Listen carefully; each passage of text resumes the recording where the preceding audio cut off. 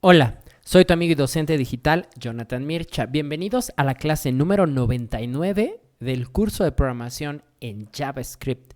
Por favor, si crees que este contenido aporta valor y te está gustando, te invito a que lo compartas para que lleguemos a más gente.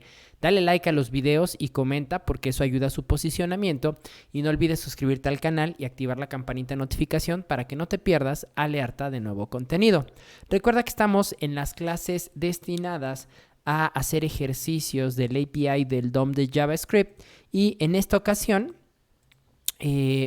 vamos a comenzar con un ejercicio que en el video anterior donde estuvimos haciendo el responsive slider les mostraba el resultado final. Lo que vamos a hacer, hoy vamos a trabajar bastante con CSS. Este menú móvil lo vamos a hacer un menú vertical en desktop, ¿sí?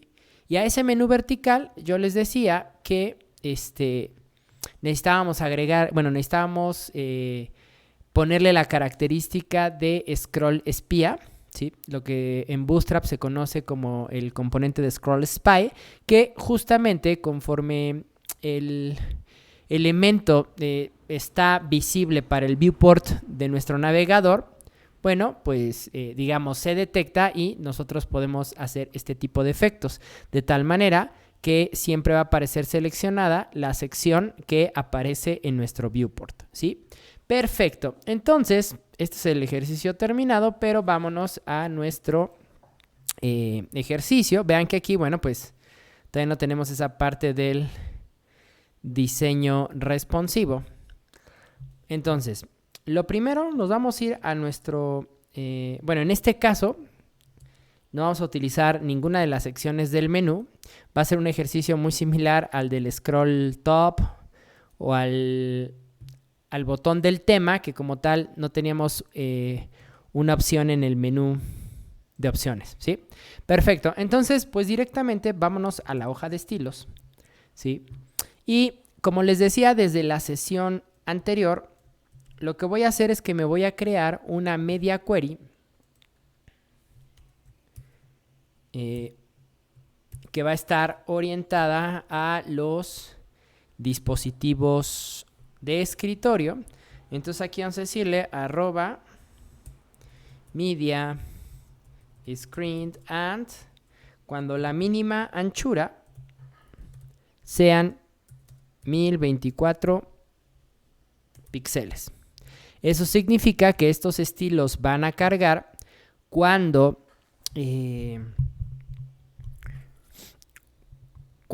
el ancho de mi equipo de cómputo sea de 1024 hacia arriba, ¿sí? Y lo que vamos a hacer aquí es, si analizamos cómo tenemos acomodado el HTML, ¿sí? Vamos a aplicarle cierta maquetación con grid CSS al body, ¿sí?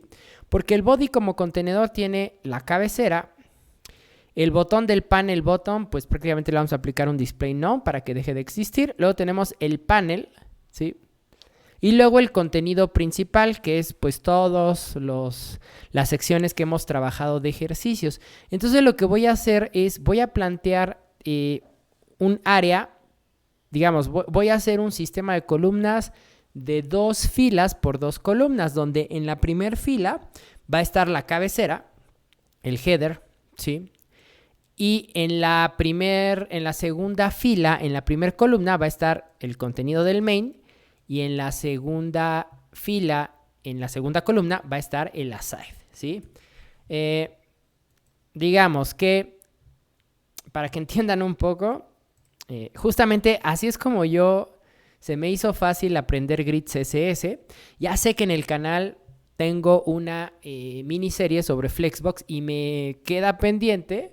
Espero cuando termine este curso de JavaScript, y si tú ya vienes del futuro, seguramente la miniserie de grid CSS ya está. Pero para definir áreas en grid CSS, a mí siempre me sirvió muchísimo combinar celdas en Excel. Les puede parecer raro, pero así yo me fue fácil aprender los conceptos de grid. Entonces, fíjense, lo que les estoy diciendo es que vamos a tener un sistema de 2x2, ¿no? Entonces, esta área azul va a ser la cabecera, esta área naranja va a ser el contenido principal y esta última va a ser mi contenido, el menú, ¿no? Y a esta le vamos a dar un 70% y a esta le vamos a dar un 30% del grid, ¿sí? Eso significa que la cabecera pues va a ir al 100% de su contenedor padre, que en este caso es el body. Después de haberles explicado grid CSS con Excel, vámonos a trabajar. Entonces, fíjense, acá al elemento body le voy a decir que va a trabajar con display grid, ¿sí? Luego vamos a definir las columnas. Las columnas van a ser dos de 80, una de 80 y una de 20, ¿sí? Y luego vamos a definir de igual manera las filas. La primera fila va a ser de 4 rem, que es el tamaño de mi cabecera, y la segunda pues al tamaño automático, ¿sí? Y luego aquí voy a definir las áreas. Hay una propiedad que se llama grid template areas o áreas, ¿sí? En la cual literalmente tú puedes dibujar con texto. Eso que les dibujé de que iluminé las celdas, ¿sí? Lo podemos hacer con texto. Entonces, fíjense que aquí le voy a decir, el header va a estar en las primeras 2 columnas de la primera fila, ¿sí? Y luego, en la segunda fila, en la primera columna, va a estar el contenido principal. Y, uy, ¿qué está pasando? Ah, ahí está. En la primera columna de la segunda fila va a estar el contenedor main. Y en la segunda columna de la segunda fila va a estar mi elemento panel, ¿sí? Y lo único que tengo que hacer es, para que obedezcan esa maquetación, yo le tengo que decir, ok, la etiqueta main, muy importante, vean que mi elemento main no tiene clase y no es necesario porque así como los H1s en HTML, que solamente debe existir uno por documento, la etiqueta main, que hace referencia al contenido principal, también debe de existir solamente uno por documento HTML. Entonces no hay necesidad de ponerle ID o clase, ¿sí? Entonces, aquí le voy a decir que el grid area que va a ocupar es main, ¿sí? Este nombre que yo definí en el template area tiene que estar en la propiedad grid area para que se vaya acomodando la maquetación. Después, mi clase header, voy a hacer lo mismo, pero en este caso, su nombre de área es la palabra header. Y vean, muy importante, el nombre del área, ¿sí? Cuando lo definimos en la propiedad grid template areas, van entrecomillados, ¿sí? Ahora, esto lo pude haber puesto así, ¿sí? Pero, digamos que cada entrecomillado es una fila para el grid. Pero ¿por qué lo pongo así? Pues para que pues más o menos visualmente veamos cómo es que se acomodan las columnas y filas. Incluso vean que por eso es que dejé varios espacios aquí para que panel se alineara con la palabra header, ¿no? Entonces es como si viéramos primera fila, segunda fila y primera columna header y main y segunda columna header y panel, ¿no? Piensen en la hoja de Excel, es algo así, pero escrito con palabras, ¿sí? Y finalmente aquí tendríamos que darle al panel su grid area panel, ¿sí? Y con esto que acabamos de escribir, vean que ya, miren, ya está acomodado fíjense que incluso si inspecciono los elementos, ¿sí? Vamos a ver, no, aquí todavía estoy, ahí vean cómo ya se acomodó, ¿sí? Si yo inspecciono, miren, incluso vean que un detalle, esto es tanto para Firefox como para Chrome, cuando ustedes inspeccionan una página que está maquetada con grid, miren que aquí podemos ver las columnas, ¿no? Miren que ahí están las 2 filas y las 2 columnas. Y vean que en la primera fila, en las 2 celdas de la primera fila está la cabecera. En la segunda está el contenido principal. Y acá, ¿por qué no aparece nuestro panel? Porque acuérdense que el panel ahorita está oculto. y lo tenemos posicionado de manera absoluta, pero hay que regresarlo a su posicionamiento original, que es static, y entonces ya se va a apilar en esta zona, ¿sí? Pero vean que ya todo el contenido de la sección está a un 80% del viewport. Perfecto. Entonces, vamos a seguir trabajando. El botón de hamburguesa, el panel button, pues ya no tiene caso que esté en dispositivos de escritorio. Vamos a aplicarle un display known y listo. Vamos al que le tenemos que aplicar más cosas es al panel, ¿sí? Entonces, al panel vamos a decirle que su posicionamiento lo voy a volver sticky, o sea, pegajoso. Y lo voy a volver sticky a una altura de top de 4 rem. ¿Por qué 4 rem? Porque recuerden que la altura de la cabecera, e incluso lo definí aquí en el tamaño de la primera fila, la cabecera va a ocupar un valor de altura de 4 rems, ¿sí? Entonces por eso lo estoy poniendo de manera pegajosa a 4 rems. Ahora, muy importante, todavía no se va a ver, porque recuerden que por defecto, cuando estuvimos maquetando los estilos del menú de hamburguesa, ¿sí?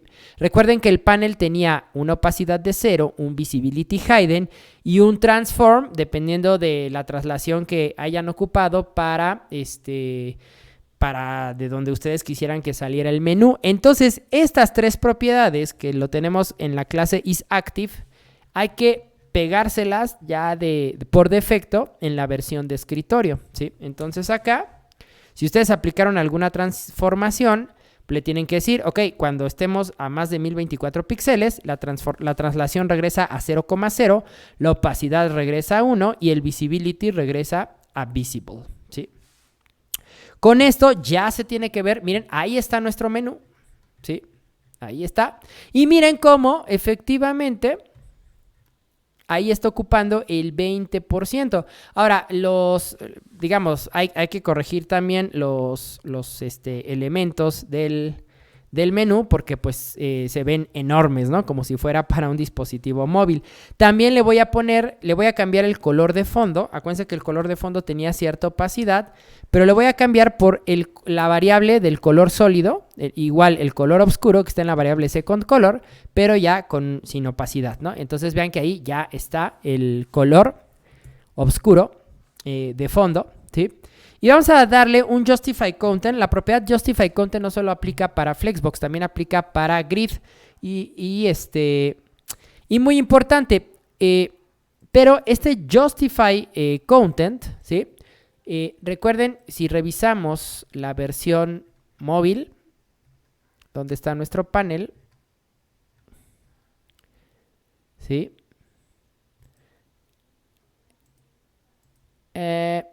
¿Dónde anda? Miren, aquí está. El panel tenía flex, entonces le vamos a poner ese Justify, en lugar de aplicar el Justify Content Center, ¿sí? Le vamos a aplicar el Justify Flex Start para que su contenido, que en este caso son los enlaces, pues empiecen al inicio. Y adicionalmente le vamos a agregar la propiedad Align Self. Y este Align Self, es porque digamos que lo voy a Align Self, Justify Content, Align Self, Align Content, Align Items, que son propiedades de Flexbox, también sirve para alinear en Grid. Entonces, este Align Self, le voy a poner el valor de Start para que se alinee al inicio, digamos, de donde empieza la celda, el contenido, ¿sí?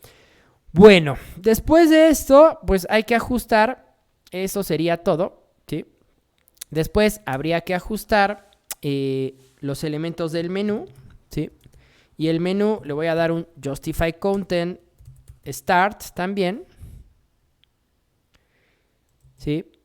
Miren, ahora vamos a cambiar los elementos del menú, los enlaces que están dentro del menú. Vamos a modificarle un poco su font size a un rem, ¿sí? Con esto, ya miren, ya se hacen pequeños. Quiero que el texto esté alineado a la derecha, entonces al elemento menú le voy a decir que el text align esté a la derecha, ¿sí? Le voy a quitar un poco de padding porque en móvil creo que tenía 2 o 1.5 de padding. Entonces Entonces aquí le voy a dar un padding de 0.75 rems a los enlaces. Miren, vean, ya no ocupan tanto espacio. También vamos a corregir el estado hover. ¿Sí? En el estado hover,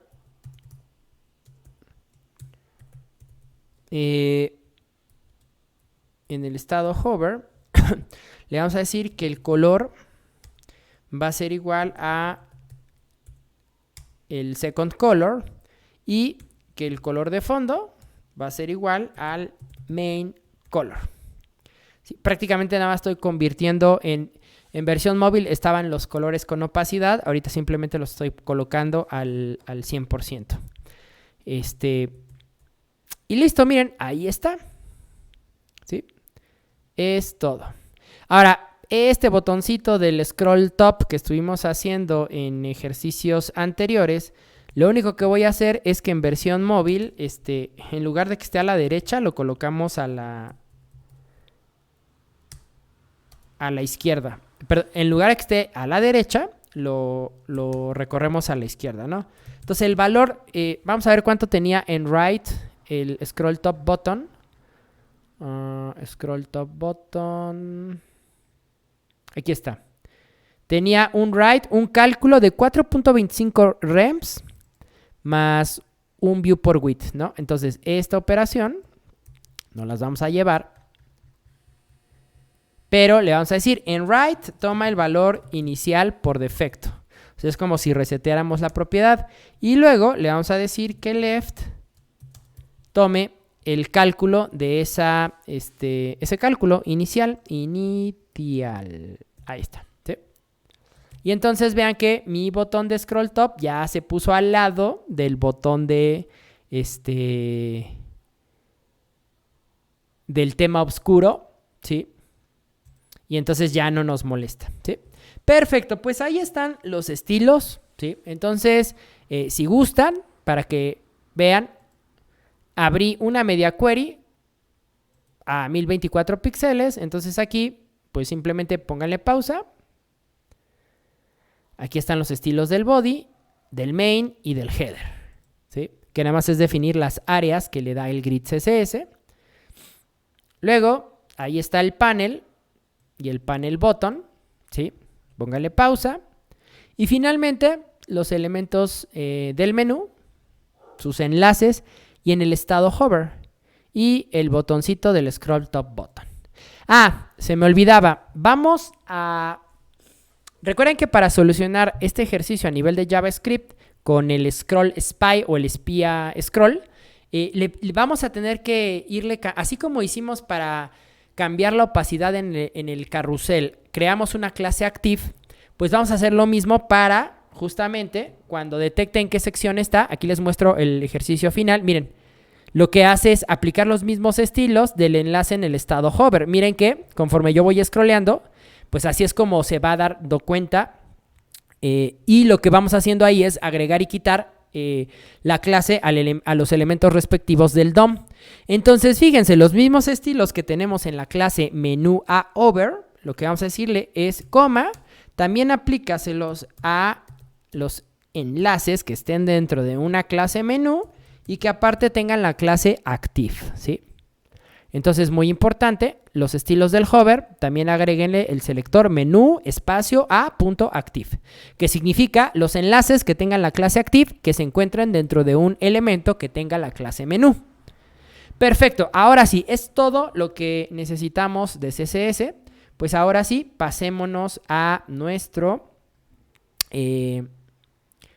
la parte de JavaScript. Entonces, me voy a crear un nuevo archivo.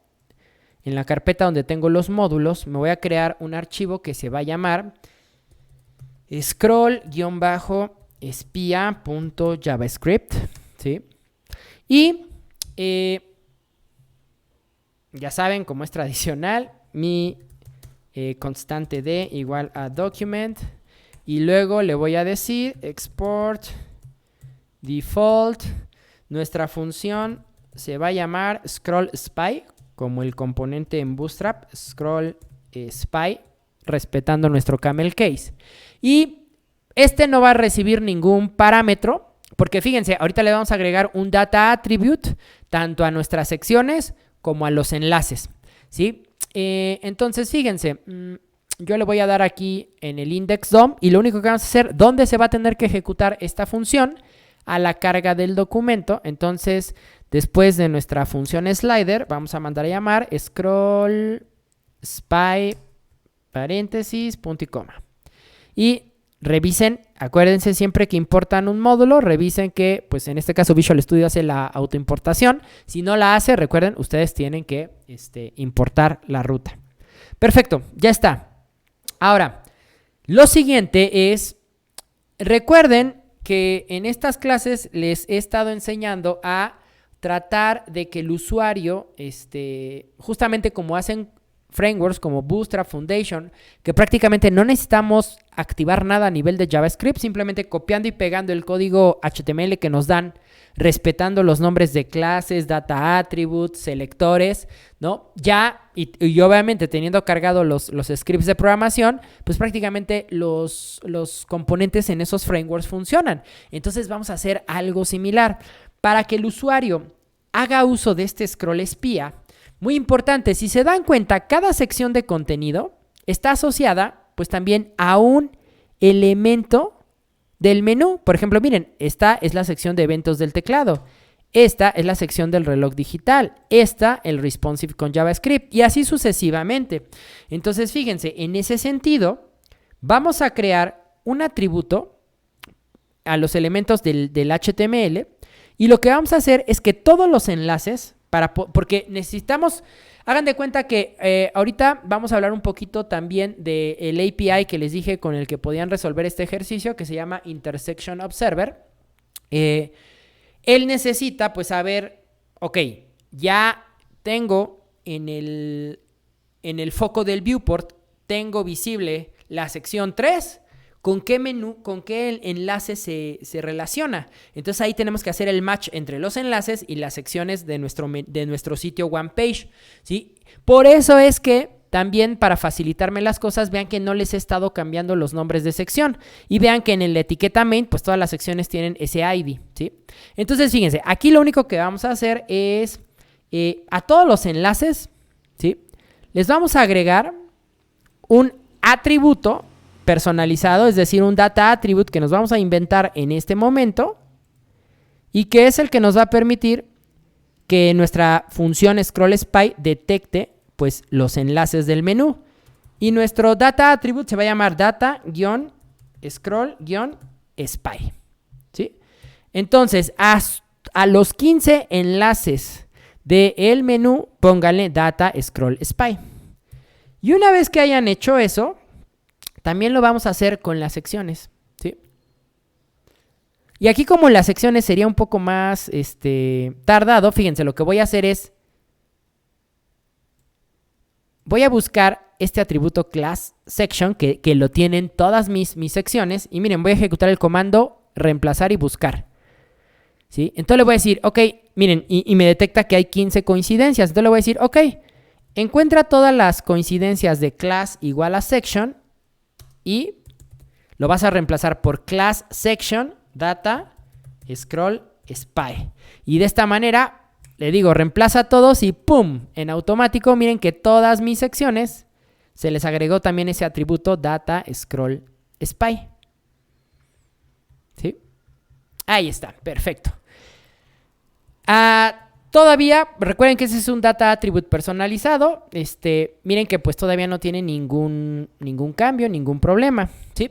Voy a cambiar la consola acá, ¿sí? Porque necesito que veamos algunos console.log, ¿sí? Entonces, pues va a ser importante. Entonces, fíjense. Vámonos a nuestra función scroll espía. Intersection Observer, que es el API que yo les dije que es la API con la que ustedes podrían resolver esto. Fíjense que es una API relativamente nueva que justamente lo que hace es detectar cuando, pues en la parte visible del viewport de nuestro navegador se encuentra un elemento, ¿sí? Entonces, fíjense, esta función, ¿no? Creamos un observador, en este caso voy a crear una variable que se llame observer y le vamos a decir que observer va a ser igual a un nuevo intersection observer. ¿Qué parámetros recibe? Miren, ahí nos está diciendo, recibe una callback, ¿sí? Y adicionalmente recibe una serie de opciones. Ahorita vamos a ir viendo las opciones, pero primero la callback. Para hacer más sencillo, pues lo que voy a hacer es que la callback, ¿sí? La callback, la función, la voy a crear acá, ¿sí? Ahora, esta callback va a recibir entradas, ¿sí? Los entries son, pues, justamente todos estos elementos que están entrando a la visualización del viewport, ¿sí? Si nosotros ejecutáramos aquí un console.log de entries, ¿sí? Y es más, vamos a ponerle aquí la palabra entries porque vamos a estar mandando varios console log para que ubiquemos, ¿sí? Miren, guardamos y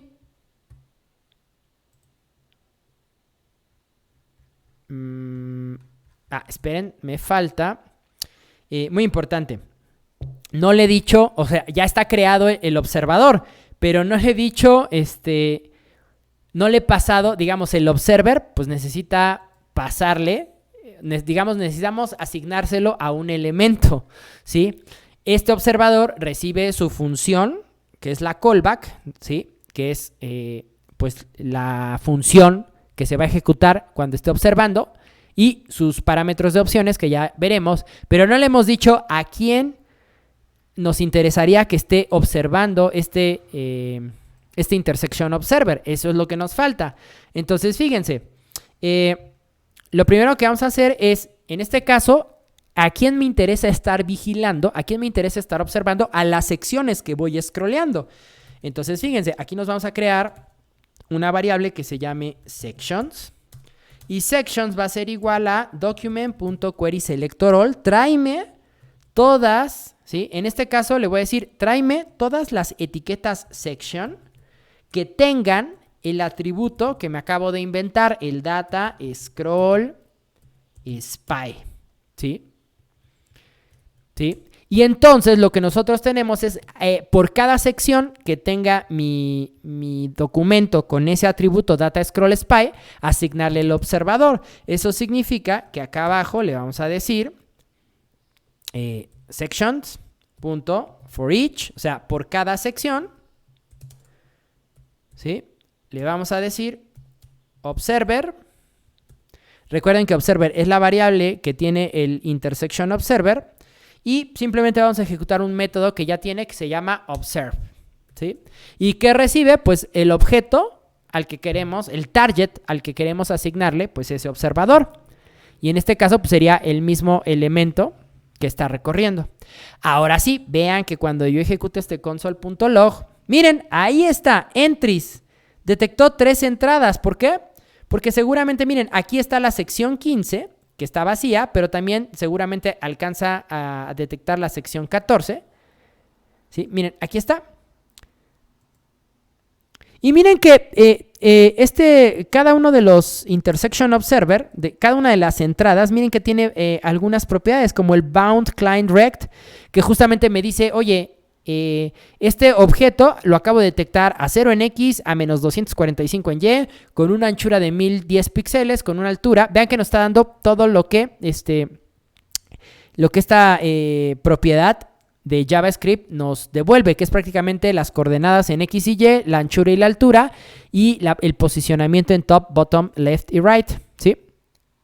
También el parámetro is intersecting, pues nos está diciendo si ya está visible, si ya empezó, digamos, a interactuar con el límite, porque vamos a ver ahorita que dentro de las opciones que nosotros podemos asignarle, hay una propiedad que se llama threshold. La palabra threshold en inglés significa límite. Entonces, dependiendo del límite, por ejemplo, un límite podría decir, ¿sabes qué? Desencadena la programación hasta que haya un 50% del total de la altura del elemento en cuestión, ¿sí? Y la propiedad is visible, pues me está diciendo si el elemento es visible o ya no. Este que está en falso, pues significa que es uno que ya está arriba, que ya no está visible, ¿sí?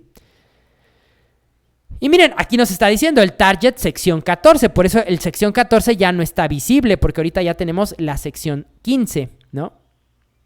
Y miren que si nos vamos acá,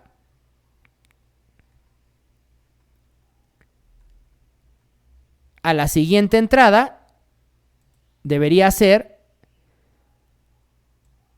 la sección número 15, que es la que ya se está visualizando, ¿sí? Pero entonces quiero que vean que ahí el Intersection Observer pues ya está funcionando, ¿sí? Muy bien. Ahora, lo siguiente es, ya se dieron cuenta que este objeto entries son todos los elementos, ¿sí? Miren que si yo recargo, voy a abrir la consola, pero voy a recargar.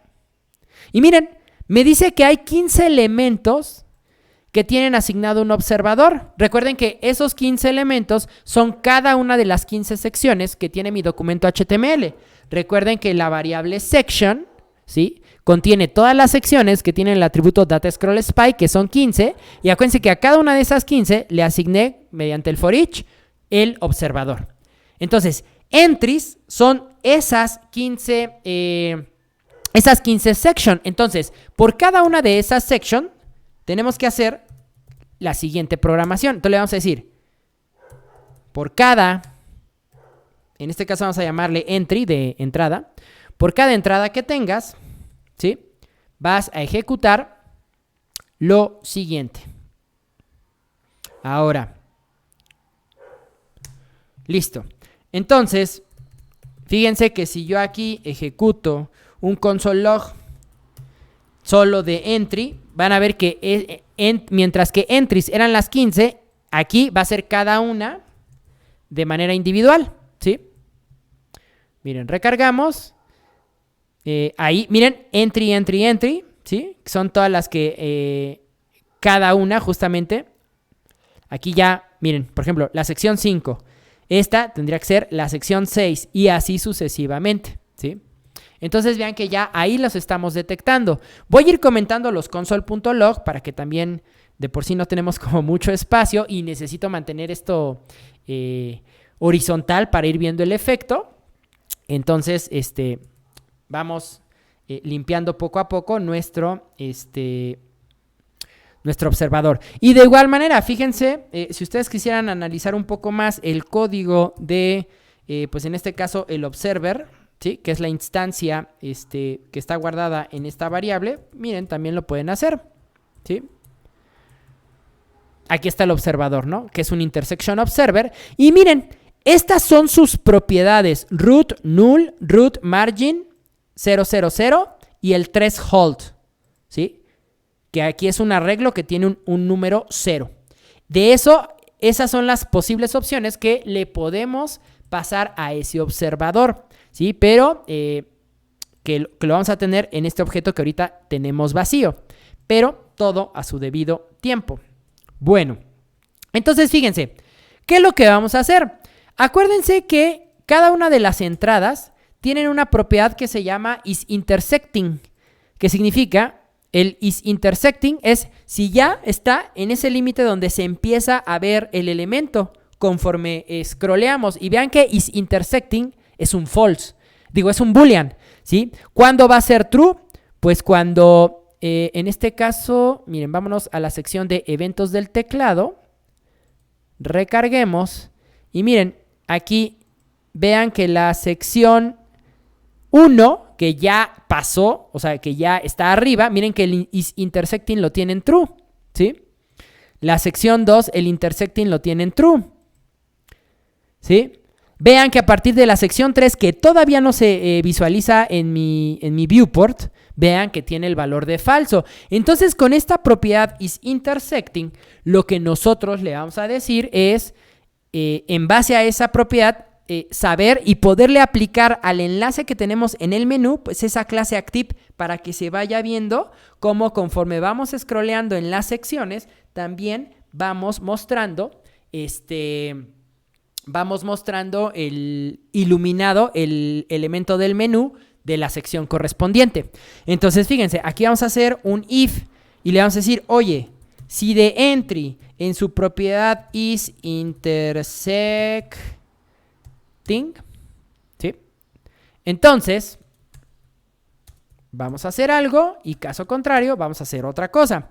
Entonces, fíjense, acuérdense que los IDs de las secciones en el HTML, miren, ID sección 15, ID sección 14, prácticamente están casados con el valor que tienen los enlaces del menú en su propiedad href. Miren, gatito sección 12. Y pues acuérdense que tienen el mismo número. Entonces, fíjense, lo que voy a hacer acá, por eso les decía que necesitaba una relación entre los enlaces y las secciones. Lo que voy a hacer en nuestra función es decirle, ok, cuando un elemento ya tenga el valor de true en la propiedad is intersecting, significa que ya se está visualizando o ya se vio, voy a buscar el primer selector válido de CSS que corresponda con este selector, que sea un enlace que tenga el atributo data scroll spy, ¿sí? Y que aparte valide que en su propiedad, en su atributo href, tenga el siguiente valor, gatito. ¿Y de dónde voy a sacar el sección 1, sección 2? Recuerden que cada una de las secciones, ese valor sección 1, sección 2, lo tiene en su atributo ID. Entonces, simplemente, lo que tendría que hacer aquí, antes de entrar al if, ¿sí? Aquí me voy a crear una constante a la que le voy a llamar ID y le voy a decir, oye, acuérdense que el entry es el elemento que en ese momento está entrando al observador, ¿sí? Y muy importante, recuerden que cuando estábamos imprimiendo las entries, vamos a comentar esto para que no nos marque error, y voy a volver a comentar las entries de manera individual. Miren que los entries también tienen un atributo target, como los eventos. Miren, target, que es el objeto justamente que está vigilando el observador. Y entonces, como es un target, podemos hacer lo mismo que hacíamos con el event.target, con el objeto que originó el evento. Puedo acceder a todas sus propiedades porque es un elemento del DOM, ¿sí? Entonces voy a acceder a su atributo ID, ¿sí? Entonces, fíjense, regresamos acá y entonces le decimos, ok, del entry accede al target y del target lo que me interesa es que obtengas get attribute. Me interesa que obtengas el atributo llamado ID, ¿sí? Entonces, esta variable, miren, si nosotros mandamos a imprimir en la consola esa variable ID, pues miren que me devuelve el valor que tiene en el atributo ID cada una de las secciones. Y esto, uniéndolo a la template string que estoy generando acá, le estoy diciendo, tráeme el primer selector que sea un enlace, que tenga el atributo DataScrollSpy y que aparte de tener el atributo DataScrollSpy, en su href tenga un gatito y tenga el valor de la variable ID, es decir, gatito sección 2, gatito sección 3, ¿no? Entonces ahí ya estoy casando la sección con el enlace correspondiente. Y lo que vamos a decirle es, ok, a este elemento, en su lista de clases, agrégale la clase active. Y eso es todo, ¿sí? Y lo mismo vamos a hacer en el caso contrario, pero cuando la intersección ya sea falsa, en lugar de agregarle la clase, se la vamos a remover. Y voilà. Yo sé que seguramente les está estallando el cerebro, porque esto ya es, digamos, un poquito más intermedio, ya no es tan sencillo. Pero vean que, miren, voy a quitar la consola y miren, ahí está. Vean cómo ya está funcionando. Ahí está nuestro Intersection Observer. Vean que es muy similar al ejercicio que veíamos en Bootstrap. Vamos a buscar documentación Scroll Spy. Y miren, vean los ejemplos. Nada más que aquí miren que sí va pasando de uno en uno. Porque en nuestro ejercicio va pasando de dos en dos. Porque recuerden que nuestras secciones están pegaditas una detrás de la otra. Entonces, miren, cuando va terminando una, va empezando la otra, ¿sí? Pero para poder diferenciar esto, para eso tenemos las propiedades que recibe el Intersection Observer y que vamos a ver a continuación. El primer parámetro es root. Y root hace referencia a, ok, ya me dijiste que voy a estar observando las sections de tu documento HTML, pero digamos, ¿de quién? Yo necesito un elemento base del cual basarme para estar midiendo el scroll, ¿sí? Entonces, en este caso, el root principal, si nosotros no le especificamos ningún otro selector, el root pues prácticamente es el documento, ¿sí? Y pues la verdad es que yo quiero que respecto del documento, del body, esté evaluando la posición en scroll de mi section. Entonces, esta propiedad simplemente la omitimos y toma por defecto el document. Luego, la siguiente propiedad es root margin. ¿Se acuerdan que cuando imprimimos, fíjense, ¿se acuerdan que cuando imprimimos la variable observador en la consola, vamos a volver a activar la consola, miren que aquí aparecía, miren, root margin 0 píxeles, 0 píxeles, 0 píxeles, 0 píxeles. Estos 4 0 píxeles es el margen top, el margen right, el margen bottom y el margin left. Muy importante, yo le puedo definir, digamos que esta propiedad representa el margin y muy importante, se lo tenemos que dar forzosamente en píxeles, ¿sí? Incluso aunque sea 0, ¿sí? Porque tú en CSS puedes poner 0 y no es necesario que le digas si son píxeles, si son rems, si son viewports, etcétera. Aquí para el Intersection Observer sí es necesario que le pongamos PX. Entonces, por ejemplo, mira, si yo le dijera, ok, en el segundo parámetro, root margin, le vamos a aplicar una propiedad que sea de menos 250 píxeles. Y aquí como le estoy dando un solo valor, acuérdate que cuando al margin y al padding le aplicamos un solo valor, significa que esos menos 250 píxeles se los estamos aplicando a los 4 lados. Ahora, ¿por qué menos 250? Si yo le digo 250 positivo, significa que alejé digamos, los márgenes del observador 250 píxeles positivos hacia los 4 lados. Entonces vean cómo incluso ahora en lugar de tener 2 seleccionados al mismo tiempo, tengo 3, ¿sí? Pero ahora, ¿qué pasa? Cuando tú das márgenes negativos, lo que significa es que estás como reduciendo esa área de interacción. Es como si visualizaras toda esta parte del Intersection Observer hacia adentro. Entonces ve que, por ejemplo, cuando yo le doy un valor de menos 250 píxeles a los 4 márgenes del Intersection Observer, mira, ahí ya se solucionó el que, ahora sí, mira. ¿Por qué? Porque ya no hay esa detección, aunque aquí, por ejemplo, tenemos el inicio de la sección de geolocalización y el final de la sección de la detección de cámara, porque ahora ya nada más me ilumina uno como debería ser, pues justamente porque lo que hice es que le estoy diciendo que digamos que la zona interactiva de observación está a menos 250 píxeles. Entonces, imagínense, es más, vamos a ponerles a nuestras sections, miren, a nuestras sections vamos a ponerles un border delgado, sólido y de línea roja, ¿sí?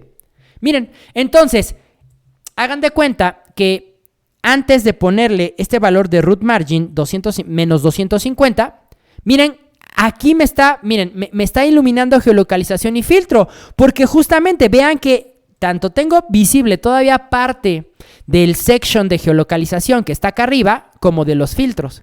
Miren, ya hasta que me encuentro solamente en la sección de filtros es que se pone 1, pero miren, como acá ya se empieza a ver la siguiente sección, por eso ya se iluminó sorteo digital. y así sucesivamente. Entonces, cuando yo le agregué aquí la propiedad de root margin en negativo, lo que estoy haciendo es disminuir la distancia de interacción, de los márgenes de interacción, ¿sí? Es por eso que si recargamos, miren, aunque ya están visibles las dos, hasta que no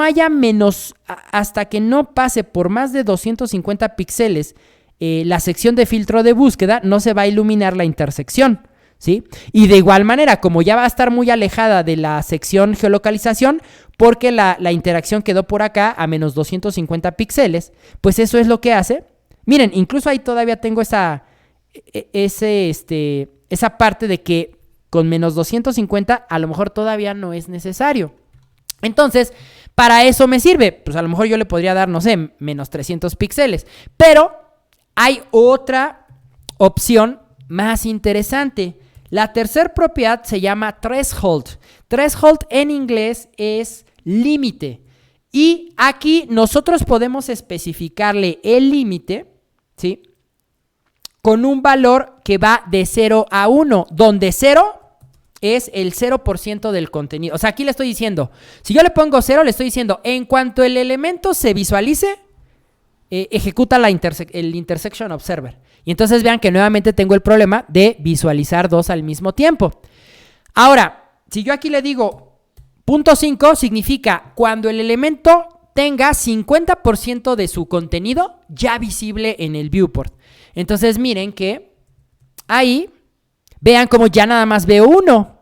Porque miren, solamente digamos que sorteo digital se está viendo bien. Pero, por ejemplo, vean cómo ya subí para ver la sección de filtros de búsqueda, pero esto no representa el 50% de la sección filtros de búsqueda. Hasta que, miren, ahí se han desiluminado las dos secciones porque ninguna tiene el 50% de su visualización. Vean que hasta que ya gana el 50%, que representa ese 0.5, entonces es que se ve. Y miren que ahí ya tenemos el ejercicio resuelto. A mí me gusta más este manejo de la propiedad threshold que de la propiedad root margin, ¿sí? Porque como la propiedad root margin le tienes que dar los píxeles estáticos, pues imagínense, por ejemplo, ahorita mi pantalla, la pantalla que ustedes ven es una resolución de 720 de altura por 1280 de ancho. Pero generalmente el monitor que ustedes ven cuando yo ya estoy trabajando, que no estoy grabando videos, mi pantalla es de 1920 por 1080 píxeles. Entonces a lo mejor ahí 250 píxeles ya no va a ser, ya no va a aplicar el mismo efecto. Por eso me gusta trabajar más con el threshold que va en base a porcentajes. Y todavía una opción más cool. Si tú expresas esto como si fuera un arreglo de datos, ¿sí? Significa que le puedes pasar varios, digamos, por ejemplo, si yo le dijera, oye, quiero que actives el observador cuando el elemento en cuestión, el elemento que está siendo observado, esté entre el 50% de su contenido y su 75%. Entonces, fíjate que puedes manejar máximos y mínimos en el límite, ¿sí? Entonces, esto está bastante cool. De hecho, así lo voy a dejar. Entonces, aquí se va a activar cuando el elemento tenga una visibilidad del 50 hasta el 75% de su anchura, ¿sí? Y entonces miren que eso, de nueva cuenta, hace que solamente se vaya viendo un escroleo. Y ahí está nuestro Intersection Observer, ¿sí? Espero que les haya gustado este ejercicio. Y antes de irnos, vamos a mostrarles cuál es el siguiente ejercicio, pero antes voy a quitarle ese borde a nuestras secciones. Perfecto. Su siguiente ejercicio, y para eso voy a abrir mi Netflix.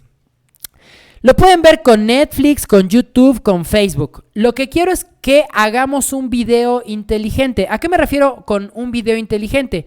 Por ejemplo, miren, cuando entramos a una cuenta, miren, ahí está reproduciendo el tráiler de The Sinner, ¿no? ¿Sí?